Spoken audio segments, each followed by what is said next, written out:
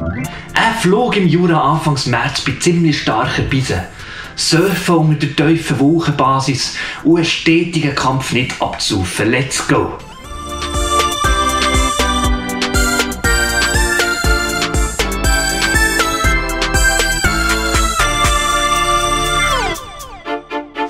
Salut zusammen! Gerade zum Anfang, nein, ich habe keinen neuen Schirm, das ist mein gut alter Explorer. Und keine Angst, in Zukunft seht ihr mich dann wieder unter dem violetten Allegro. Ja, also. Also, guter Flug, ja. Ebenfalls, merci. So, jetzt bin ich gerade gestartet am Niederwiler Stierenberg. Der klassische Startplatz im Jura wäre ja der Weissenstein. Das ist ein super Ausgangspunkt für Streckenflüge, allerdings ist der Startplatz sehr heikel bei Bisen und Westwind. Insbesondere bei Bisen ist der Niederwiler Stierenberg perfekt ausgerichtet, aber auch Westwind kann er mehr verleiden als der Weissenstein. Man kann dort von Solothurn mit dem Poschi bis Oberbaumberg-Kurhaus fahren und dann noch etwa 20 Minuten hinterher laufen.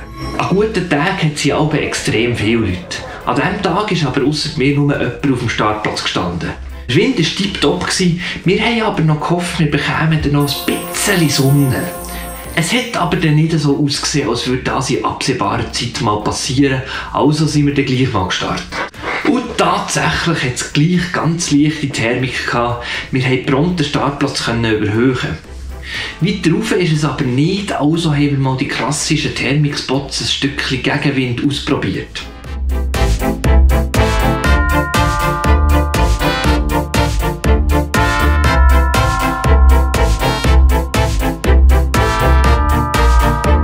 Das hat ganz gut funktioniert. Mein Kollege ist auch gerade schon Richtung Westen losgeflogen. Ich habe noch etwas weiter östlich die Sonnenflecken gesehen und die Hoffnung gehabt, dort noch ganz bis an die Basis raufzukommen.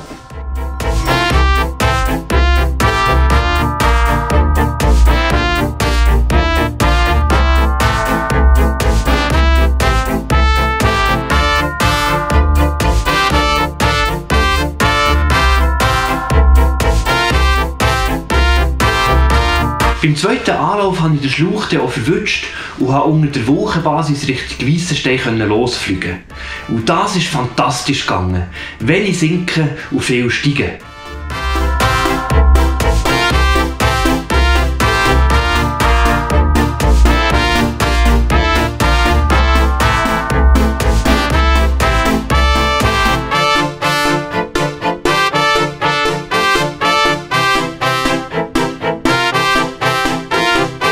Just über der Antenne beim Weissenstein bin ich dann mit ein paar wenigen Kreischen schon wieder an die Basis raufgekommen.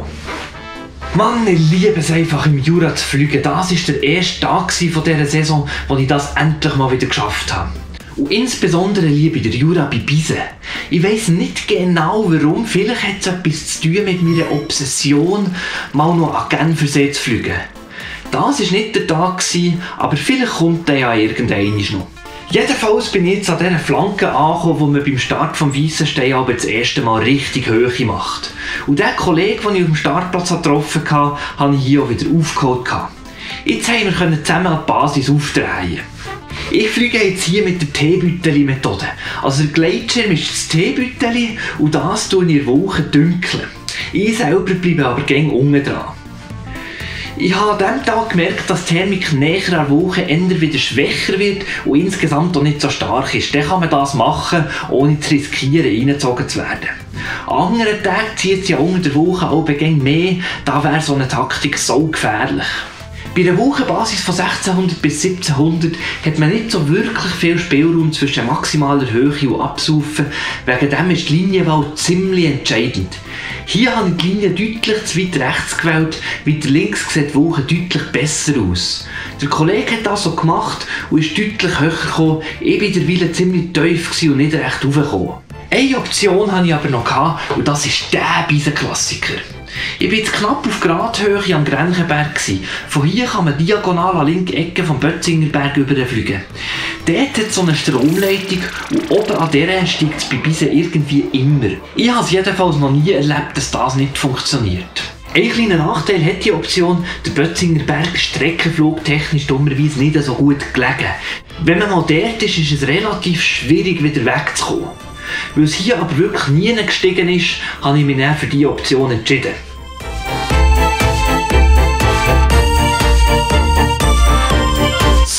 Tatsächlich, bei Stromleitung geht es rauf. Siehst du sie? Die Thermik löst sich jetzt etwas laufseitig von der Leitung ab und versetzt sich dann drüber. Ich habe das schon mehr so erlebt. Die Stromleitung geht übrigens noch weiter über den Jura und ist eigentlich an jeder Kette ein super Thermikauslöser. Okay, besonders weit raufgegangen ist es jetzt nicht. Ich fliege mal am Bötzingerberg nachher Richtung Westen und hoffe, dort gescheites Steigen zu finden. Ich kann ab und zu ein paar Kreisli drehen und um die bin ich froh. Wenn ich nämlich unter die Kretenhöhe würde sinken, wäre zwar noch nicht unbedingt alles verloren, aber ich hätte zumindest eine grosse Baustelle. Am westlichen Ende des Bötzingerberg ist das Tubenloch. Es ist allgemein bekannt, dass man dort nicht tief drüber fliegen will, weil es saumässig turbulent ist. Wegen dem habe ich gegen Ende dieses Hügel jeden No-Shifter ausgedreht. Und einer von diesen No-Shifter ist dann plötzlich zu einem richtigen Thermikschlauch geworden und hat mich nochmal an die Basis aufgebracht. Ich wollte es fast nicht glauben.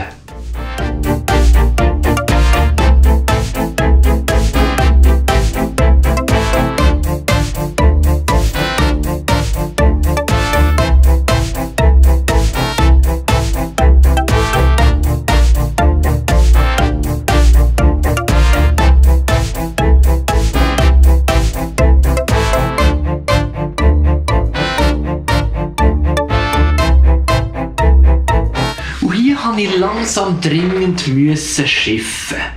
Meine Blase ist in der Luft leider ziemlich schwach und weil ich keinen richtigen Streckenflug erwartet habe, habe ich ein Uri montiert. Zum Glück hatte ich eins im Cockpit, die konnte ich in der Luft montieren. Durch das bin ich aber gerade schnell ein bisschen unkonzentriert geflogen.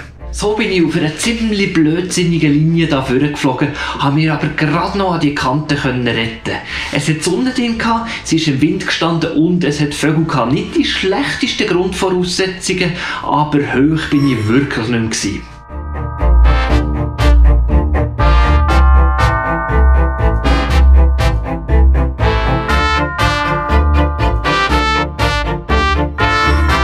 So hat eine halbstündige Baustelle angefangen. Ich habe immer wieder Thermik gefunden und gerade wieder verloren. Die Höhe habe ich auf der Suche nach dem nächsten Steigen immer gerade wieder verbraucht.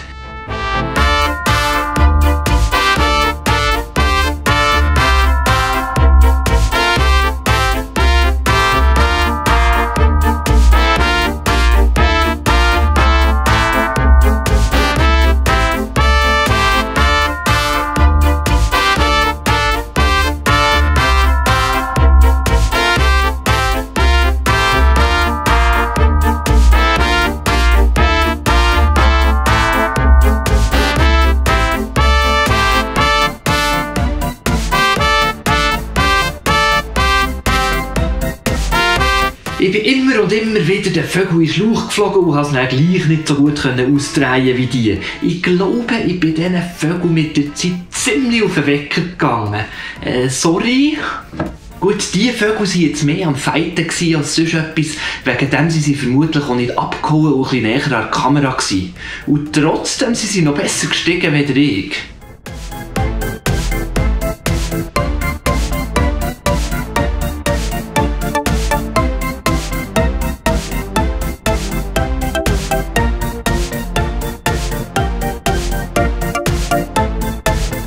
Als ich schon langsam nicht mehr daran geglaubt habe, habe ich den ziemlich weit aussen einen Schlauch gefunden. Und der ist ein paar kritische Meter weiter raufgegangen. Ich musste zwar gleich alle paar Kreise wieder neu suchen, aber ich war ein paar Meter höher. Dank dem konnte ich dann auch weiterfliegen.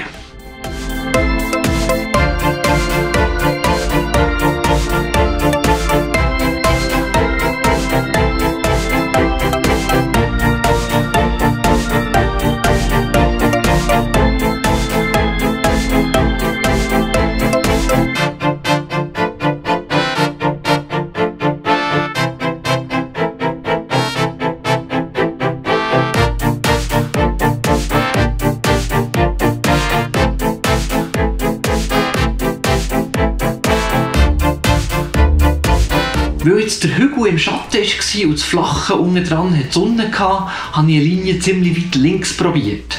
Das hat aber nicht so richtig funktioniert, wegen dem bin ich wieder zurück ins Lee vom Hügel. Dort konnte ich noch ein paar Meter aufdrehen, weiter ist es aber nicht. Jetzt musste ich zwischen ein paar schlechten Optionen entscheiden. Option 1. An komplett abgeschattete Chasseral fliegen und hoffen, dass es dort gleich raufgeht. Naja, Schatten, starker Seitenwind und keine nennenswerte Einbuchtungen im Gelände, wo sich Thermik bilden kann. Ich glaube nicht, dass das funktioniert. Okay, Option 2. An diesem Rücken weiter nach Thermik suchen. Es ist durchaus möglich, dass sie so nochmal an die Basis kommen. Es war aber ein Lee, von dem her hat man starkes Sinken neben dem Steigen. Wenn es also nicht funktioniert, dann stehe ich ziemlich schnell wieder am Boden. Option 3. Geradeaus ins Flache fliegen. Vielleicht hat es dort noch eine Flachlandthermik und wenn nicht, kann ich zumindest noch mit Rückenwind weiterfliegen. Ich habe mich dann für diese Option entschieden. Die Ebene war aber ziemlich feucht. Rückblickend dünkt es mir klar, dass das nicht funktionieren konnte. Aber später ist mir ja immer gescheiter.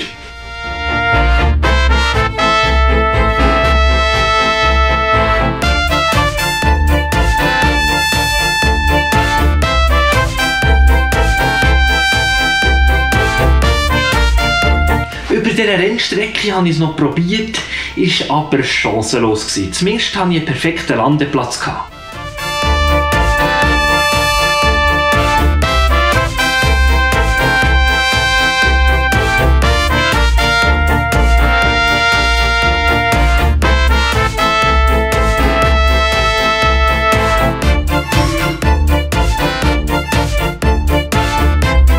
Nach der Landung habe ich dann als erstes Mal den Fahrplan angeschaut. Ich war einmal mehr positiv überrascht vom Schweizer ÖV. Eine Viertelstunde laufen zu einer Busstation, wo in 40 Minuten ein Bus fährt. Was willst du mehr? Und dann habe ich mal wieder eine andere schöne Seite vom Streckenfliegen erlebt. Man läuft nach der Landung immer wieder an wirklich schönen Orten vorbei, wo man sonst nie hergegangen wäre. Ich wäre sonst nie auf die Idee gekommen, ein Dorf namens Lignières anzuschauen. Aber es ist echt schön. Ich hatte hure Freude. So, das war jetzt zwar nicht so ein langer Streckenflug. Ich liebe einfach die Herausforderung, auch aus den wenigen guten Tagen etwas rauszuholen. Und ich finde, der Flug war dann gleich noch so interessant. Also, was gibt es noch zu sagen? Abonnieren. Tu doch schnell den Kanal abonnieren, wenn du das nicht schon hast. Und wenn es dir gefallen hat, darfst du mir auch gerne ein Like geben. Und den Flug auf X-Contest habe ich wie gängig in der Beschreibung verlinkt. Ich glaube, das wär's. Merci fürs Schauen und dann bis gleich. Ciao zusammen.